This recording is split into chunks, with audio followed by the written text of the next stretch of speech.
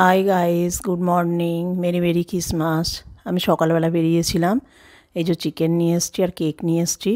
তো আজকে chicken curry বানানোর জন্য আমি চিকেনটাকে ভালো করে ধুয়ে নুন হলুদ আর টক দই দিয়ে ম্যারিনেট করে রেখেছি। আর এদিকে আলু ফ্রাই করে নিয়েছি। আর এদিকে লঙ্কা গুঁড়ো, জিরে গুঁড়ো আর ধনে গুঁড়ো আর মরিচ গুঁড়ো গরম জল দিয়ে ভালো করে পেস্ট করেছি। আর তেলের ওপরে তেজপাতা চিনি দিয়ে একটুখানি ভেজে তার মধ্যে পেঁয়াজ দিয়ে ভালো করে ভেজে আদা রসুন আর কাঁচা লঙ্কা পেস্ট দিয়ে ওটাকেও ভালো করে একটু কষিয়ে নিয়ে তারপরে এই যে গোলা মশলাটা দিয়ে দিলাম, একটু বাটি ধোয়া জল দিলাম। মাঝে আমি স্নান করে চলে এসেছি, কারণ এই শীতকালে আমার পুরো ঠান্ডা লেগে গলা বসে যাচ্ছে। আমি স্নান করতে যাওয়ার আগে ভাত আর চাটনি আর কাঁচা টমেটো আলু সেদ্ধ করে রেখে গেছি সাইড ডিশ হিসেবে। আর স্নান করে এসে আমি মাংসটা করছি।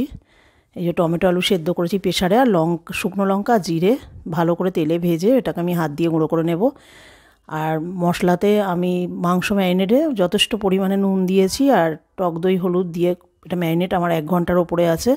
ওর জন্য মশলাতে আমি অল্প নুন দিলাম, কারণ এখানে আমার অনেকটা নুন দেওয়া আছে আর মাংস আছে আমার 1 কিলো 250 গ্রাম। আর এটা 1.5 ঘন্টা মতো ম্যারিনেট হয়েছে। আজকে মুরগিটা অনেক বড় ছিল চিকেনটা, তো একটা লেগ পিস আর একটা বডি পিসেই 1 কিলো 250 গ্রাম মাংস হয়ে গেছে।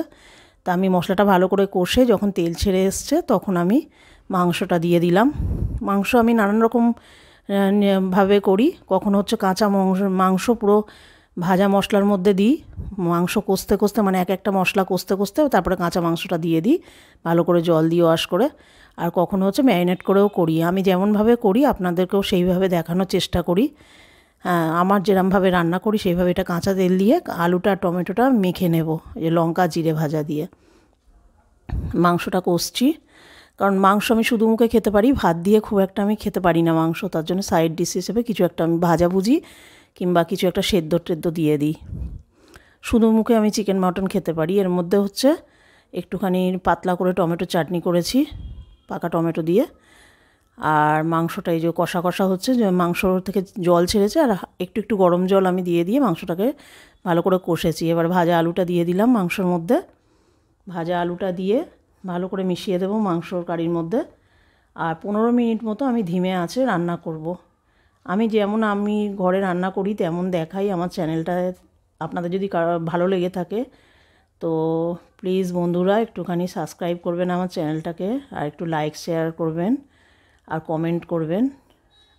আমি নানান স্টাইলে করি মাংস, এটা আজকে আমি কারি করলাম।